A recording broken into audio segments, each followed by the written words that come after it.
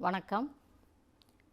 செம்மொழி தமிழாய்வு மத்திய நிறுவனத்தின் செம்மொழி பல்லூடக மையத்தின் வாயிலாக முருகன் பற்றிய இந்த தொடர் ஆய்வுரையில் இன்று செவ்வேள் என்ற தலைப்பில் உரையாற்றலாம் என்று இருக்கின்றேன். பரிபாடலில் முருகன் செவ்வேள் என்றுதான் அழைக்கப்படுகிறார். வேள் என்பது அவருக்கான காரணப் பெயர். மேலும் செம்மை என்பது அவருடைய அந்த பண்பின் காரணமாக, அதாவது செம்மை என்ற பண்பின் காரணமாகவும் நிறத்தோடு, அதாவது அவர் கதிரவனுடைய ஒளியோடு ஒப்பிடக்கூடிய அந்த தன்மையினாலும் செவ்வேள் என்று அவரை பரிபாடல் அழைக்கின்றது.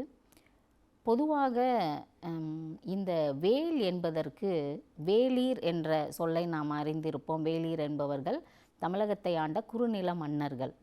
இந்த வேளீர் என்றதனுடைய பன்மை சொல்லின் ஒருமைதான் வேள். வேள் என்பது ஒருவரை குறிப்பிடுவது.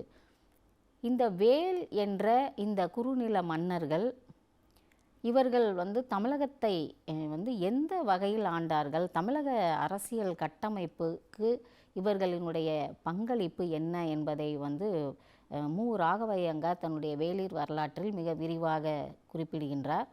வேளீர் வரலாற்றை மு. ராகவையங்காரினுடைய ஆய்வுகளிலிருந்து அவருடைய சில தவறுகளை சுட்டிக்காட்டி முனைவர் ரா. பூங்குன்றன் அவர்கள் தொல்லியல் மற்றும் கல்வெட்டு வரலாற்று அடிப்படையில் அவர் பல செய்திகளை குறிப்பிடுகின்றார்.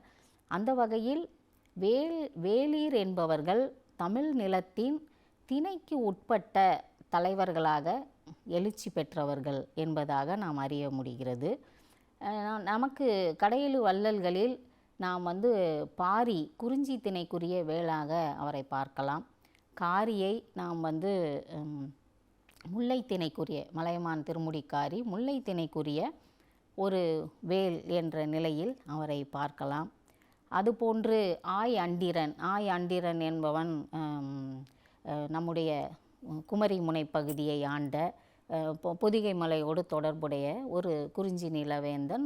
நெய்தல் திணைக்கும் உரியவனாக ஆய் அண்டிரனை நாம் குறிப்பிடலாம்.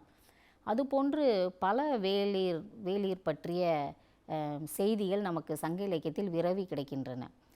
பொதுவாக இந்த வேள் என்பதை பற்றி முதலில் பொருள் சொல்ல வேண்டுமென்றால், வேள் என்ற சொல்லுக்கு பொருள் குறிப்பிடுவதை பற்றி பல கருத்துகள் இருக்கின்றன. அதில் துரை அரங்கசாமி தன்னுடைய ஆய்வில் மிக சிறப்பான ஒரு குறிப்பை தந்திருக்கிறார். வேள் என்ற சொல்லினுடைய மூலச்சொல்லாக அவர் வெள் என்ற, அதாவது வெள்னா வெண்மை, வெளிச்சம் என்ற பொருட்களை அவர் தருகின்றார். வேள் என்பதனுடைய ஒரு நீட்டிப்பு விகாரமாக அது இருக்கிறது. ஆக வெண்மை, வெளிச்சம், இந்த தன்மையில் ஒளியோடு பொருந்திய ஒரு தன்மையில் இருக்கின்ற ஒரு வீரனைத்தான் வேள் என்று குறிப்பிடுவதாக அவர் தன்னுடைய ஆய்வில் குறிப்பிடுகின்றார். இந்த ஆய்வினை முன்னிறுத்தி அதனை எடுத்துக்காட்டி முனைவர் பூங்குன்றன் அவர்கள் தன்னுடைய வேளீர் வரலாற்றில் வேளீர் என்பதனுடைய அந்த வேள் என்பதனுடைய தன்மை என்னவென்பதை மிக அழகாக எடுத்துரைக்கிறார். அதாவது குறள் 698 இளையர் இன முறையர் என்று இகழார் நின்ற ஒளியோடு ஒழுகப்படும் என்பது குறள் 698. அதாவது அரசன் என்பவன் இளையன், அவன் சிறியவனாக இருப்பினும் அல்லது தமக்கு உறவினனாக இருப்பினும் அந்த நிலையில் அவனை குறைத்து மதிப்பிடாது அவனோடு நின்ற அந்த ஒளியை மதித்து போற்ற வேண்டும் என்பதாக அந்த குறள் கருத்து உரைக்கிறது. அதாவது அரசனுக்குரிய மதிப்பு என்பது அவனுடைய அந்த ஒளியோடு பொருந்திய தன்மையாக அது காட்டுகிறது. இந்த இடத்தில் இந்த ஒளி என்பதற்கு பரிமேலழகர் மிக அழகான ஒரு உரையை காட்டுகிறார். அவர் ஒளி என்பது ஒரு கடவுள் தன்மை என்றும் அந்த கடவுள் தன்மையால் தான் இந்த அரசன் உறங்கா நிற்பவும் ஒளி இந்த உலகத்தை காட்டும். அதாவது அரசன் உறங்கிவிட்டாலும் அவனோடு இருக்கின்ற இந்த கடவுள் தன்மையானது அவனுடைய அந்த நிலத்தை காத்து அறத்தை நிறுத்தும் என்பதாக அவர் அந்த ஒளியை குறிப்பிடுகிறார். ஆக ஒளி என்பது அந்த வீரனிடம் இருக்கின்ற ஒரு தேஜஸ் என்பதாக நாம் எடுத்துக்கொள்ள வேண்டும். இந்த நிலையில்தான் இந்த ஒளி என்ற சொல்லோடு பொருந்தியதாக இந்த வெண்மை, வெளிச்சம் இதிலிருந்து தான் இந்த வேல் என்ற சொல் உருவாகி இருக்கிறது. ஆக எவனொருவன் தன்னுடைய குடியை உயர்த்துவேன் என்ற நிலையில் முன்னேறி செல்லுகின்றானோ அவனை அந்த குடிசெய்வல் என்னும் ஒருவர்க்கு தெய்வம் மடிதற்று தான் முந்துரும். அந்த நிலையில், அதாவது தன் குடியை உயரச் செய்வேன் என்று முன் செல்கின்ற ஒளி பொருந்திய தன்மையுடைய அந்த வீரனுக்கு கடவுளை முன்னே செல்வான் என்பதாக குறள் குறிப்பிடுகிறது. ஆனால் தமிழருடைய பண்பாட்டு மரபில் அவனே கடவுள் என்பதாகத்தான் முருகன் என்ற வேல் முன்னெழுந்து நிற்கின்ற தன்மையை நாம் பார்க்கின்றோம். இதுதான் வேல் என்ற சொல்லை பற்றிய ஆய்வில் எதில் இருந்து ஒளியோடு தொடர்புடையவனாக அவரை காட்டுவது. இதைத்தான் நாம் செவ்வேல் என்கின்றோம். அதாவது ஒளி பொருந்தியவன், அதிலும் செம்மையான ஒளி பொருந்தியவன், அந்த செம்மையிலும் அவன் சிவந்த நிறமுடையவன், சிவப்பான ஒளியை கொண்டவன் என்பதாக முருகனுடைய அந்த வேல் தன்மை எப்படியெல்லாம் உயர்த்தி கூறப்பட்டு வருகிறது என்பதை நாம் பார்க்க முடிகிறது. அதன் பின்பு இந்த ஒளி என்பது அதிகாரத்தோடும் கூடியதாக அறிஞர்களால் குறிப்பிடப்படுகிறது. அதாவது இந்த நின்ற ஒளியோடு என்பது, இந்த நின்ற ஒளி என்பது எந்த நிலையில் இருந்து அதை பார்க்க வேண்டும் என்று கூறினார்கள் என்றால், அதாவது வழியாக, அதாவது ஒரு தாயத்தின் காரணமாக அவனுக்கு அந்த நிலத்தின் அதிகாரத்தை அவன் ஒளியோடு ஒழுகுதல் என்ற தன்மை, அதாவது ஒளி என்பது இங்கு அதிகாரம் என்பது, அந்த நிலத்தின் மீது அவனுக்கு தாய உரிமையினால் ஏற்பட்ட அதிகாரம். அதாவது ஒரு இனக்குழுவின் அல்லது ஒரு தொல்குடியின் தலைவனாக தோன்றுகின்றவனுக்கு இயல்பாகவே அந்த தாய உரிமையில் அந்த நிலத்தோடும் அந்த மக்கள் மீதும் அந்த கனிமங்களின் மீதும் அந்த திணையின் மீதும் எழுகின்ற அந்த அதிகாரமானது அதுவே அவனுக்கான ஒரு ஆற்றலாகவும்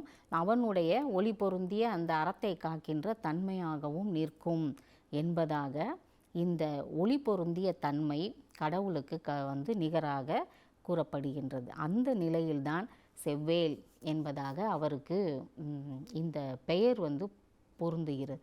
இந்த வேலீரை பொறுத்தவரை இப்படி தொடங்குகின்ற வேல் என்ற அந்த முதல் நிலையில் ஒரு குடியில், அதாவது ஒரு குடியில் சிறந்த ஒரு வீரன், ஒரு வெற்றியை தருகின்ற ஒரு சிறந்த வீரன், கடவுள் தன்மை பொருந்திய ஒரு வீரன், அவன் அந்த குடியினுடைய தலைவனாக எழுகின்றான். முதல் நிலை இது குடித்தலைவன் என்ற நிலை. இதனை நாம் சீரூர் மன்னன் என்ற நிலையில் பார்க்கலாம். ஒரு குடிகள் இருக்கின்ற, ஒரு குடி சேர்ந்து வாழ்கின்ற ஒரு ஊருக்கு ஒரு தலைவன் அந்த குடியிலிருந்தே எழுவது என்பது. அடுத்த நிலையில் இது பல குடிகள், பல்வேறு குடிகளில் இருந்து ஒரு தலைவன் மேலெழுந்து வருவது. இந்த நிலைதான் வேல் என்பது பல்வேறு இனக்குடிகளை, அதாவது தொல்குடிகளை வென்றடக்கி மேலெழும்புகின்ற ஒரு தன்மைதான் வேல் என்ற ஒரு அரச அமைப்பு. இந்த வேல் என்ற அரச கட்டமைப்பு தான் தமிழகத்தின் முதல் அரசு உருவாக்கத்திற்கான வித்தாக இருக்கிறது. இந்த வேல் மரபு என்பது தொல்குடி நிலையிலிருந்து தோன்றியது. ஆனால் நம்முடைய தமிழகத்தின் இந்த மூவேந்தர் என்று சொல்லப்படுகின்ற இந்த வேந்தர் மரபு இந்த ஆட்சி அமைப்பிற்கு புதிது என்கின்றனர். அதாவது வம்பவேந்தர் என்று, அதாவது புதிதாக தோன்றியவர்கள் வேந்தர்கள். ஆனால் வேளிர் என்பவர்கள் இந்த நிலத்திற்கே உரிய, திணைக்கே உரிய குடிகளோடு அந்த குடிகளிலிருந்தே கிளைத்தெழுந்த தலைவர்களாக காட்டப்படுகின்றனர். அந்த வகையில்தான் குறிஞ்சி திணையினுடைய தலைவனாக, அந்த குறிஞ்சி திணையில் பல்வேறு குடிகள் இருக்கும், அந்த பல்வேறு குடிகளை பல்வேறு குடிகளின் தலைவனாக மேலெழுந்தவன் முருகன். இது ஆதி காலத்தில். அதன் பின்பு அந்த தன்மையானது ஒரு வழிபாட்டு நிலையில் கருத்து உருவில் வைக்கப்பட்டு அதன் பின்பு அங்கு இந்த வேளிர் ஒவ்வொருவரும் பாரி போன்ற குறிஞ்சி திணைக்கு உரிய அந்த நிலங்களை அந்த வேளிரெல்லாம் ஆட்சி செய்கின்றனர். இந்த நோக்கில் நாம் பார்க்க வேண்டும். எது வாழ்வியலாக முதலில் இருந்ததோ அது சிறப்புற்றிருந்த நிலையில் அதனுடைய பின்னோக்கிய காலத்தில் அது ஒரு வழிபாட்டு மரபாக மாறும். அதுதான் நம்முடைய ஒரு வழிபாட்டு மரபு. அந்த நிலையில் குறிஞ்சி திணைக்கான கடவுளான சேயோன் அவனுடைய அந்த குறிஞ்சி திணையினுடைய அந்த தன்மைகளில் எல்லாம் வைத்து பார்க்கின்ற பொழுது அந்த குறிஞ்சி திணையினுடைய அடுத்தடுத்து தோன்றிய மக்களினுடைய ஒரு தலைவனாக கடவுளாக மாறிவிடுகிறார் என்று நாம் பார்க்கின்றோம். அதன் பின்பு இந்த உலகை காக்கின்ற இந்த மரபு என்பது இந்த வேலோடு பொருந்தியதாக தான், வேல் என்ற அந்த நிலையிலிருந்து தோன்றியதாகத்தான் உலகம் முழுவதும் உள்ள நாகரிகங்களில் நாம் பார்க்க முடிகிறது. இந்த வேலிர் அதாவது சேரமான் கோக்கோதை மார்பனை பாடுகின்ற புலவர் அவரை உன்னை நாடன் என்கோ ஊரன் என்கோ சேர்ப்பன் என்கோ என்கிறார். அதாவது உன்னை நான் நாடன் என்று அழைப்பதா, நாடன் என்றால் அது முல்லை திணைக்கு உரிய ஊராக, குறிஞ்சி திணைக்கு உரிய ஊராக காட்டப்படுவது. அதன் பின்பு ஊரன் என்பது மருதத்திணைக்கு உரிய ஒரு நிலப்பகுதியாக காட்டப்படுவது தான் ஊர். சேர்ப்பன் என்பது நெய்தல் திணைக்கு உரிய ஊர்கள் அதை ஆள்பவன் சேர்ப்பன். ஆக இந்த 4 திணைகளுக்கும் தலைவனாக அவன் உயர்ந்துவிட்ட, அதாவது அவன் வேந்தன், அவன் உயர்ந்துவிட்ட ஒரு தன்மையை காட்டுவதாக அந்த பாடல் நமக்கு சொல்கிறது. ஆக முதலில் ஒரு திணைக்கு மட்டும் ஒரு தலைவனாக இருத்தல், அதன் பின்பு அந்த திணையில் பல குடிகளை வென்றடக்கி மேலெழும்புதல், அதன் பின்பு ஒரு திணையிலிருந்து மற்றொரு திணைக்கு தங்களுடைய அதிகாரத்தை பரப்புதல், இம்மாதிரியாகத்தான் வேல் என்ற நிலையிலிருந்து கொஞ்சம் கொஞ்சமாக வேந்தர் என்ற நிலை மாறி இருக்கிறது என்பதாக நம்முடைய தமிழக அரசு உருவாக்கத்தை பற்றி எழுதுகின்ற அறிஞர்கள் எல்லாம் குறிப்பிடுகிறார்கள். அந்த வகையில் நாம் இந்த வேல் என்ற இந்த குறிஞ்சி திணையினுடைய தலைவனாக விளங்குகின்ற வேல், அவன் குறிஞ்சி திணையில் மட்டும் அவர் தன்னுடைய நிலையை பதிவு செய்தாரா, அவருடைய அந்த வழிபாட்டு மரபு அங்கு மட்டும்தான் இருந்ததா என்று பார்த்தால் இல்லை. அவர் எல்லா இடங்களிலும், அதாவது தமிழகத்தினுடைய 4 திணைகளிலும் நீக்கமர நிறைந்திருக்கின்ற தன்மையாகத்தான் திருமுருகாற்றுப்படை அவருடைய அறுபடை வீடுகளை குறிப்பிடுகிறது. நெய்தல் திணையில் ஒரு படை வீடாக திருச்சீரலைவாய் இருக்கிறது. ஆக இது போன்று குன்றிலும் காடிலும் மற்றும் கடற்கரையிலும் இருக்கின்ற இந்த தலங்கள் எல்லாம் 5 திணைக்கும் அவர் கடவுளாக உயர்ந்துவிட்ட ஒரு மரபினை காட்டுகிறது. இந்த 5 திணைக்கும் கடவுளாக அவர் மாறிவிட்ட தன்மையையும் இந்த குடிகளை, அதாவது பல்வேறு குடிகளை அவர் வென்றடக்கி வேலாக எழுந்த நிலையை பற்றி நாம் அடுத்த தொடரில் பார்ப்போம். வணக்கம்.